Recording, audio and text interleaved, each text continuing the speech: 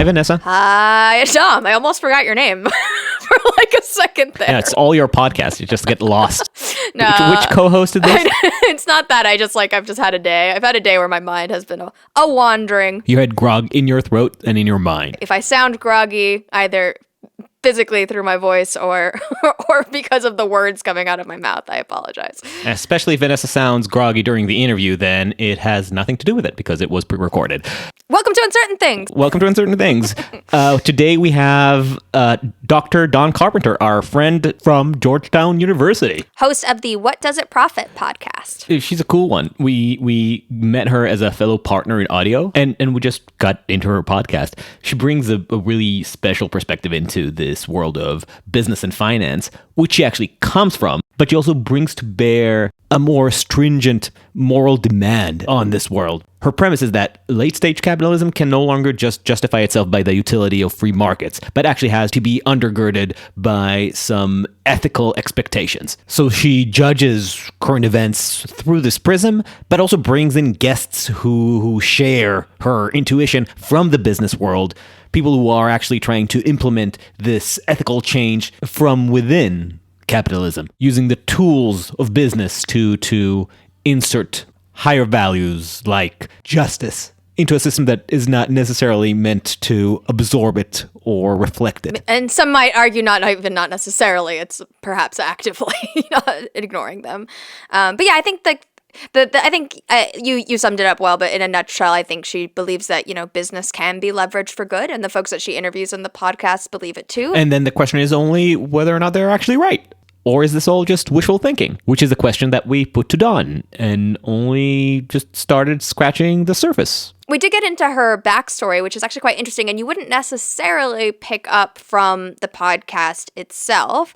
That said, you should still go check out season 2 of the podcast. It came out a few weeks ago. I think they're mid-season right now, and you can not only explore their new episodes, but you can also go to their back catalog and check out the season 1 episodes too. There's a small digression that we also take, which is exploring her academic work, which is influenced by her religious revelation, I suppose, that she's undergone. She has born-again Catholic. I don't know if that's an accurate description, but she has found God, which seems to be a recurring theme with our guests, despite our own heretical propensities, or maybe because of them. We're like exotic tourists in the world of divinity. That said, I mean, it's not like Dawn's sanctimonious about it.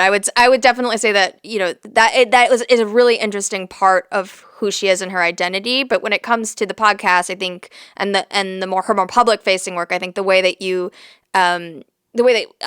the lens that she brings to it is much more moral rather than kind of in your face Catholic, for example. So I think it's definitely interesting to understand the undercurrents of where she's coming from in her work. Doesn't mean that the work itself doesn't smack of religiosity or anything like that. Last thing I want to ask you, Vanessa, as a side note, this is something that I've been thinking about. I think it's partly inspired by our conversation with Martin Gurry. So it's still ringing in the back of my mind. Is our world becoming more virtual? Like in a profound sense, not just are we spending more time on the internet, which obviously we do, but are we actually losing touch with everything real?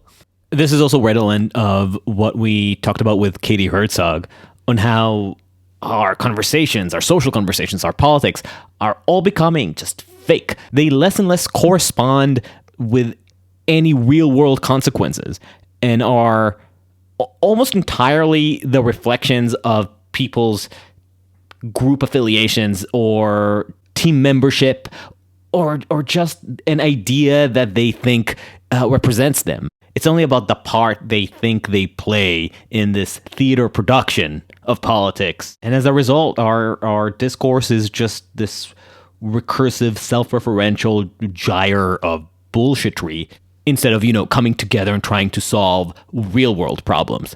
To some extent, it also feels like we're getting there in our economy. For example, the whole GameStop bubble moment, that was basically culture war in the finance market. A lot of the reactions were, well, the finance world is already untethered from reality. But it's not entirely true. Like despite the crazy degree of speculation that precipitated the 2008 crash, ultimately it happened because the housing market burst. There was a bubble that burst, which is another way to say that something changed in the way that people were acting in the real world that was then translated into the stock market. But now something has changed. Now that there is this Martin Gurri revolt of the public type of democratization of the financial world, with everybody on their own apps able to buy stocks and kind of like heap their judgment on businesses that they like based not on their prospects for financial success and for getting a good return on their investment, but just because they symbolize something for them. And people, voicing their moral predilections through stock buying.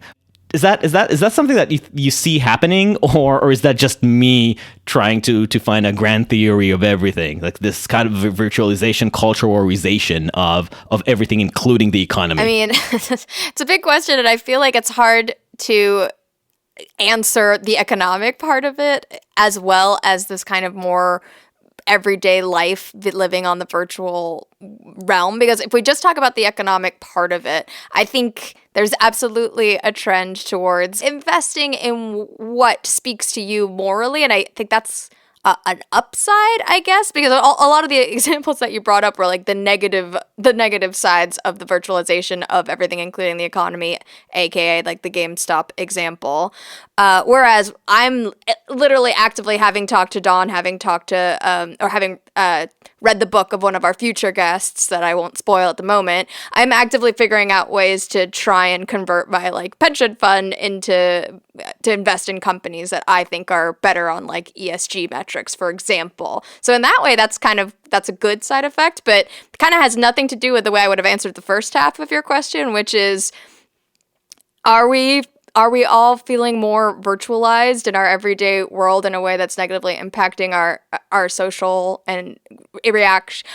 interactions and the way we communicate with each other? I think yes. I think and it's been put in hyperdrive because of the pandemic in a way that definitely doesn't feel good, I don't think, to a lot of people. What I'm holding on hope to, though, is that because we've been forced into this mass experiment of extra virtualization that we were kind of headed to before but weren't like fully committed to, I'm hoping there's going to be a hard swing of the pendulum here, and that people begin to embrace IRL, messy, real life interaction. But I mean, let's see. I don't know how much these pendulums will actually swing, because I think that to a certain extent we're never going back to completely non-virtual. That's just gone.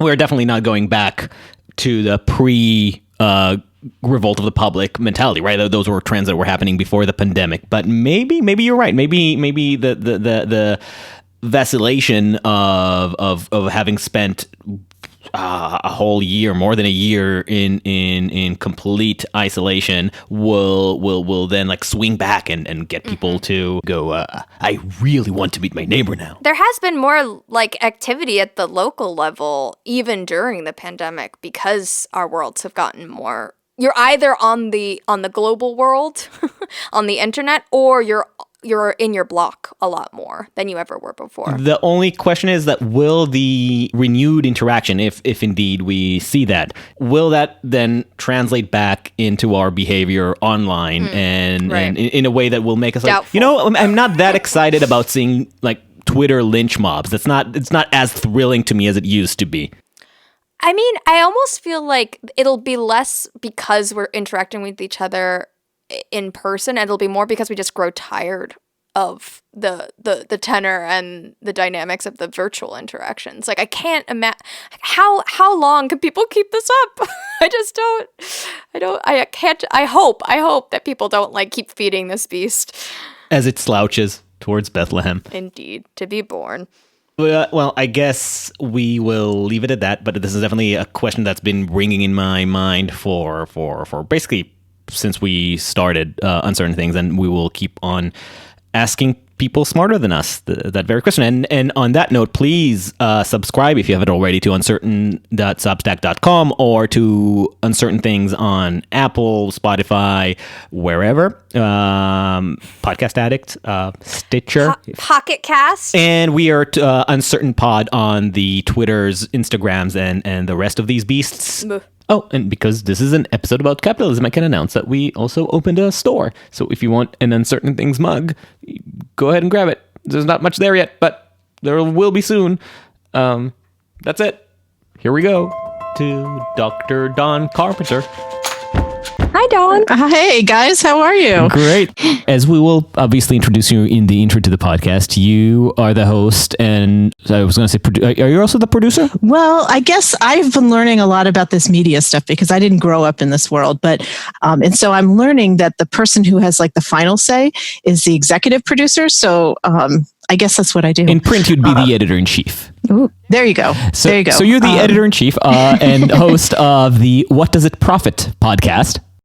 Yes, the lady that pays the bills. Exactly. So tell us a little bit about this podcast. So we wanted to find a way to differentiate the way we wanted to talk about business. We didn't want to be a marketing show or an infomercial, trying to hawk something. We really wanted to look at serious stuff, but from a different angle. And so you've got business shows, particularly the more heady stuff that comes out of public media that really talks about the economic value of business. But what we do is talk about the moral and social value of business. And we call it, What Does It Profit? And for those who have a theological lens, may be familiar with this phrase, but it's this idea, and we ask all of our guests, in the work that you do in the world, and that varies if you look at our guest list, what does it profit? What does it benefit? And what does it benefit you personally, but really more the common good? And so that's what we're all about. And I saw in my research that title, What Does It Profit? When I first saw it, I was a little bit confused. Actually, I was like, what does that even refer? What does it refer to exactly? And then as I was researching, I realized it comes from a verse from the Bible. Actually, what does it profit a man to gain the whole world and lose his soul? Pretty heady, right? It's great. It was a great verse. I think it captures part of the reason that we liked your podcast and thought that it'll be interesting talking to you, because our conversations so far, we are almost confusingly eclectic sometimes, because in trying to find some sound footing, we've been looking at anywhere from religious scholars to political commentators, and we felt like we've been missing the one aspect that really does shape a lot of our world, which is the economy and business. And you, in your perspective through it, kind of combine this whole gamut. Yeah, we're like a thinking person's business podcast, deep thinking person. What's your history in bringing this podcast about? Yeah, how does one go about finding their way to doing something like this? Well, I started out life as an investment banker. I spent almost 25 years doing financial deals. And my clients almost exclusively during that time were social purpose organizations whose mission was either educational or cultural or civic in some way, but they needed to access the capital markets primarily for real estate projects. So we were financing museums, schools, universities, hospitals, headquarters for very large trade and cultural organizations. Was this by chance or by pursuit that you got these kinds of clients? Oh, well, it was by design. I started out thinking, I guess as a teenager, I was thinking about what was I going to study in college, which was a big deal for me because I was the first in my family to go to college. This will date me, but I watched the film All the President's Men. And I don't know if you remember that, but those Woodward and Bernstein exposing the Watergate scandal, which seems so innocent these days. But I saw that and I'm like, you know what? Those guys are doing something really important. I want to be just like that. So I came to Washington to learn to be a political journalist. And, I don't know if any of your listeners are, first generation college students, but it's a struggle. And so for me, it became a matter of practicality. I was studying political science, thinking, rather, it was this question, do I study political science or do I study journalism? I thought, well, I can always learn how to write, but I should know what I'm writing about. So I was studying political science, and I'm like, you know what? How am I going to earn a living doing this? And I worked all through college. And one of the jobs that I had was as a corporate paralegal in this enormous law firm in Washington, D.C. So I made an awful lot of money doing that because I worked crazy hours, but I met some of what we'd now consider icons in finance. And I looked around the room one day and I'm like, who do I want to be when I grow up? But I'm looking around and I'm like, you know what? I've got this very expensive college education to pay for. Who do I want to be in this room? And I looked around and I was like, you know what? I think I want to be the banker. And it was really a moment of, it was the fork in the road. And so I've always had this interest and desire to tell stories. And I learned that that's a lot of the important work that bankers do, which is tell the stories of those who need capital to the people who have capital to invest. And so that's kind of how, in my mind, I made that transition. Wait. So this is this is very counterintuitive to somebody like me hearing the word banker as a banker, as a storyteller, something that needs a little more unpacking, I think. As investors, you have a lot of opportunities for investment. So you look at the numbers and you say, okay, well, this asset is going to give me this return. So is this asset. So how do I make a difference? How do I make a choice between this asset and this asset? Well, it's about assessing the risks. And the risks are understood through the process, you could say, of storytelling. You explain, what is the reason for the existence of this entity? What is it that they're trying to achieve? What are the forces out in the world that are going to help make that happen? And what are the forces that are going to be the headwinds against that happening? And it becomes a story. That was always, for me, the most fun part of my job. I guess we don't normally interview people from the finance world on this podcast, so it's just such a unique. Is that the common understanding of the job you do? Yes, it's like the Great Oz behind the curtain. No, because as somebody who's really terrible at investment, it always strikes me as basically just picking the story that makes sense to you. But deep down, I always attribute that to my own ineptness in understanding really how to read the fluctuations of things. Like when I see people say something like, "Oh, if we go to war, it's gonna impact these stock because it's gonna cause these to rise and these to fall," I feel like that sounds like such a human-centric way to look at it. Whereas obviously the market itself is such a complete, like a transcendental force that we don't fully understand. In my mind, always the shamans of Wall Street have access to much more sophisticated tools than stories. They have numbers, they have math on their side, and that is how they really evaluate things that we don't understand. Things that are, obviously everything comes down to evaluating human behavior, of course, but I always assume that the evaluations occur on a level that is not really narratable. Yeah, but you have to put those numbers aside at some level. I mean, think about all the companies that are out there. Just even, let's take the tech space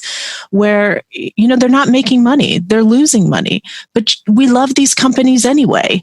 We nurture these companies. We want these companies to be successful because they have great stories. I mean, you think about the Ubers of the world. So I think that you're right. I mean, there is this mystification of, the quantitative side of what goes on. And, especially now with automated trading, a lot of this gets done by computers and more with AI. It's the human side of it we don't so much talk about, but I believe that markets should serve humanity. I sat on a panel with a group of folks from throughout the world this past year that was convened by the Vatican. It was called The Economy of Francesco. And it's this idea of how do we look at finance as service to humanity? And there are a lot of big questions involved with that process. At that point of you, when you decided you wanted to be the banker and you fell in love with that capacity of telling the story, where is the goal? Because already you combine two different aspects of it. Part of it is you need to tell a story in order to get somebody to understand why they want to invest in one option other than the other. But you also said that we want the markets to be human, which implies certain human values that go beyond where you want to invest in order to get your best bang for the buck. Oh, yeah. No, good observation. For me, it was, here I had just earned a graduate degree in political science. I was all about, had this orientation of the public good. So I became a banker that focused on these types of, civic and charitable organizations. And these were the really early days. This was like the early 1990s. There weren't bankers who so much focused on these specialty nonprofit organizations. And so I thought, well, I'm going to create this niche. And so I did. I was in my early 20s. I went through school really fast. I was on this tear not to be, in this impoverished state of, trying to get through college on my own. And I was just very determined. And so I guess I had a lot of chutzpah. My boss really couldn't argue with me because here I was, this young banker bringing in deals. That's not typically the way it works. You usually carry someone's briefcase for a few years.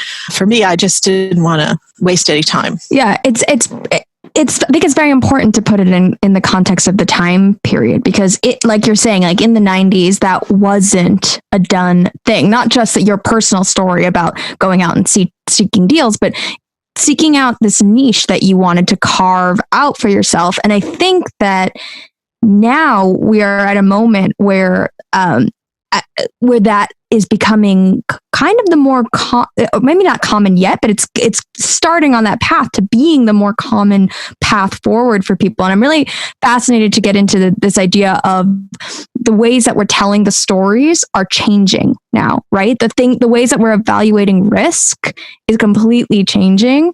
And I definitely want to dive into that. But before I do, I do want to make sure I understand from your perspective, where you were coming from.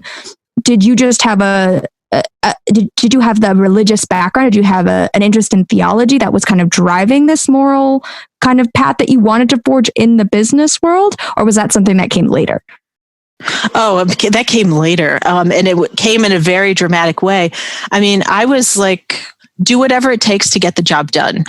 I ghost wrote a autobiography of an adult film actress. I mean, I was not sitting in the pews. That came later. Yeah, well, for me, my lens was always a little bit colored because I didn't come to this field or this profession, from a background I guess I came from a questioning background only because, my parents are bar owners and, had never gone to college. In the early days, my dad made tires at, Goodyear Tire Factory. I didn't come from a family of, lawyers and bankers and doctors and so forth. So I always had this kind of working class perspective. And so maybe I was just looking at things in a way that maybe other people didn't want to see or didn't have, the inclination to see, or who knows? It's funny because I can imagine that as somebody, I'm also from a working class background, and so I can imagine I very much relate to this tension where on one hand you can very much recognize the inequity and the indignity that are produced by the system, but at the same time wanting to extract as much as possible from it as long as you can. Oh yeah, let's get real. I mean, there were times when I was in college when I was homeless, and I never wanted my children to ever experience that. And so for me, the most important values I had was I wanted a paid off home and I wanted to fully fund my kids' education as early as possible. So it was like an insurance policy for me. So, I financed my oldest daughter's college education on 2 derivatives trades. It's like, okay, did I earn that money? I mean, that's how we were compensated. It would take an awful lot of hard manual labor and a lot of beers to pour in my dad's pub if I had to earn it the old-fashioned way. Well, I also, as somebody who has zero understanding of the banking world, I have no idea how much time goes into derivative trade. If you told me that it takes 10 years to complete them, then No. It's an unregulated, well, it's more regulated now after the 2008 crash, but in the days I was doing it, it's completely unregulated market. It's a very lucrative business, suffice to say. And in terms of when you decided that the traditional path was no longer cutting it for you, when did that happen? Oh, well, you asked me about the question about a faith background. I had this kind of mystical experience in about 2003, and that was not it. That was not what set me off on this other trajectory.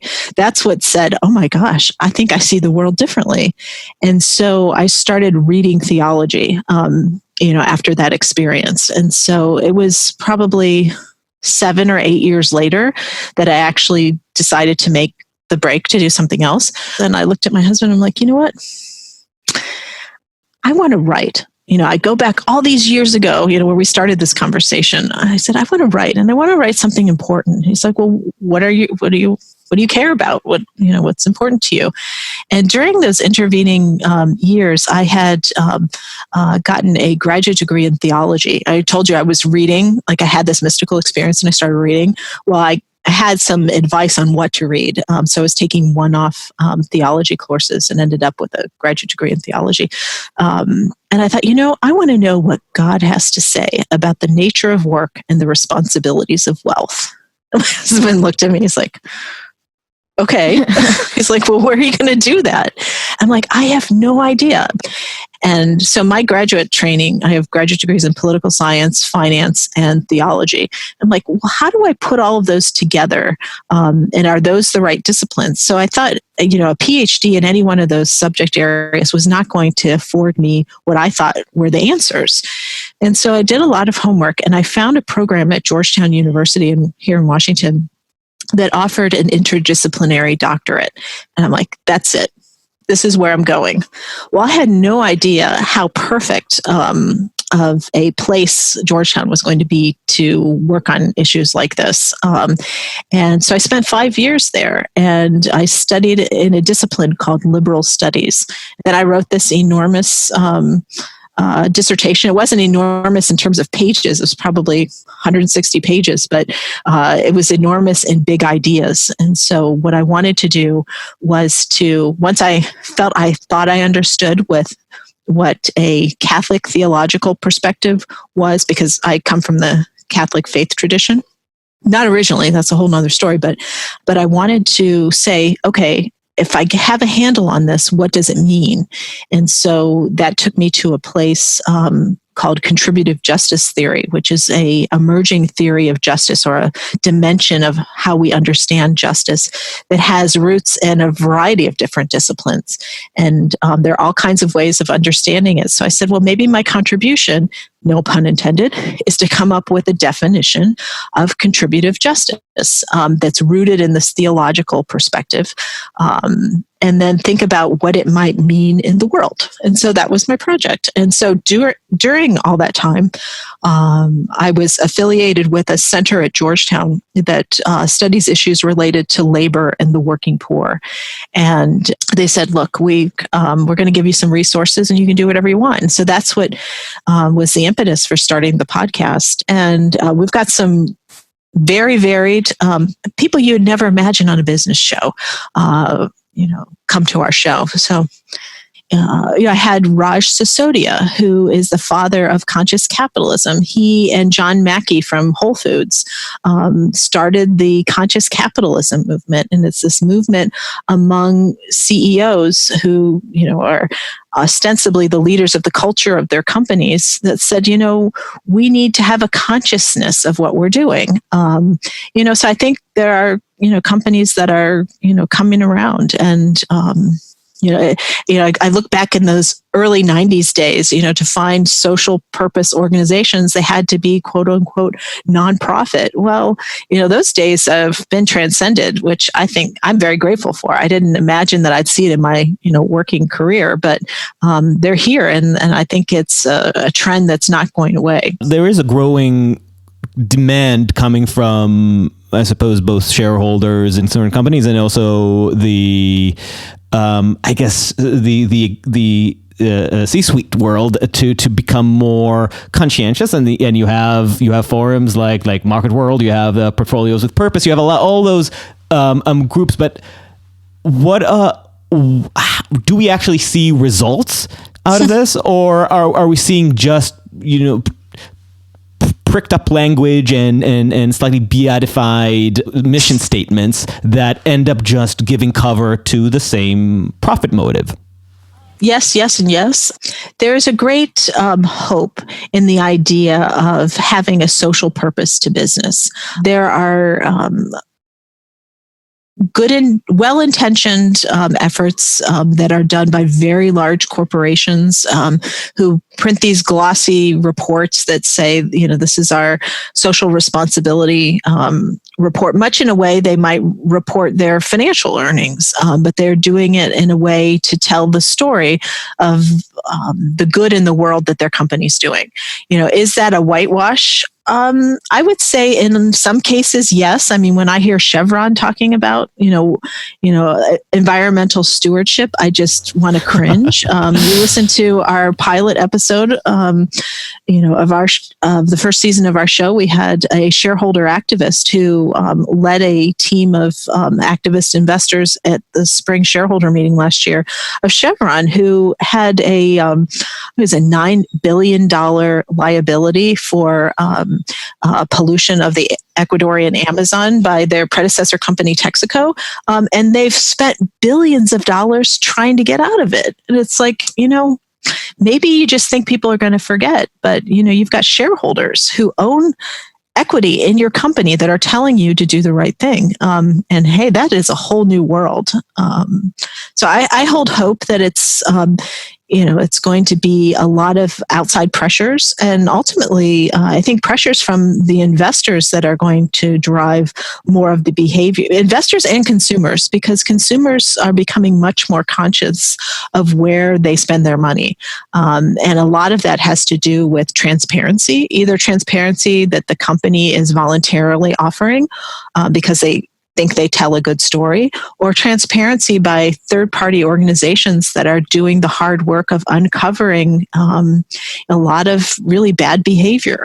Full disclosure, I'm a very glowing capitalist, like to the vexation of my friends. And yet I am also very open to the idea that some of the problems of inequality that plague us are systemic in the true sense, in the way that we have this is not just corruption of an aggregate of companies, but there is a deeper culture of behavior that is facilitating that.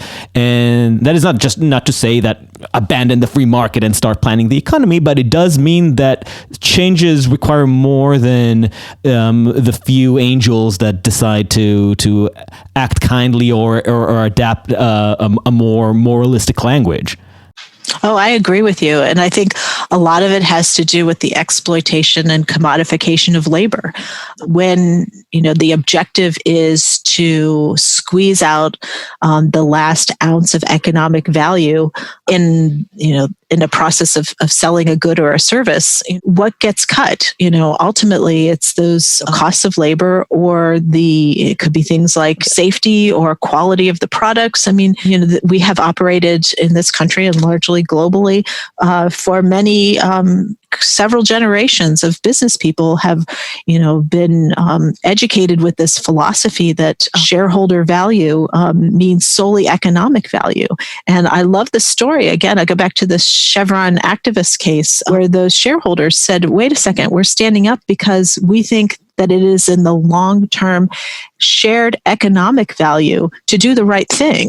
And when you have that change in perspective where value means more than just economic efficiency, you start to look at making different decisions. Of course, the question is, will they still be making that same point when the bottom line is actually starting to take a real hit? Right. Oh yeah, it's a problem. It is a big problem. I mean, so you have to start looking at what are those systemic levers that cause this behavior. A lot of it has to do with executive compensation, how executives are compensated within the corporate structure, how corporations are governed. Those are pivot points that can start to begin to change behavior. I hope that this movement that I see happening in business is going to make a big difference, because I do think that, companies have tremendous power that they could exert and make real positive impact on this world. And in fact, if they don't, they're going to have an outsized negative impact. That said, I am skeptical that it's going to actually happen in a meaningful way. And part of my skepticism is rooted in the private sector's relationship to the public sector, and when you need to kind of regulate strictly to enforce behavior versus how much is going to come naturally from the private sector kind of understanding that, hey, long term, we're not going to have a planet to sell with people to sell products to if we don't change our behavior. And I'm curious to get your take on what should the relationship between private and public sector be if we're going to be able to have a capitalistic societies that are okay and good for the planet. No, I think that's a very important observation. I interviewed for season 2 a Congressman Andy Levin.